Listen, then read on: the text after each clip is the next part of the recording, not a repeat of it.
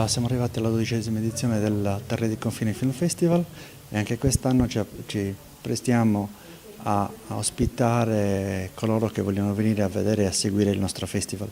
Il festival è nato tanti anni fa ed è diventato ormai un appuntamento importante della cinematografia in Sardegna.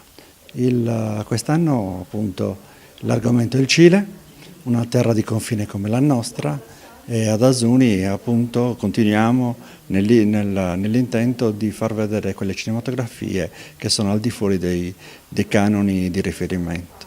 Quest'anno, come detto, il festival diventa più importante in quanto tassello di un progetto più globale che è quello della valorizzazione e del far conoscere a tutti l'argomento dell'emigrazione sarda. Quest'anno infatti abbiamo previsto diverse manifestazioni che saranno di corollario al festival e alle mostre che stiamo installando ad Asuni nel Museo dell'Emigrazione. Vi invitiamo tutti quindi a venire ad Asuni perché sarete nostri ospiti.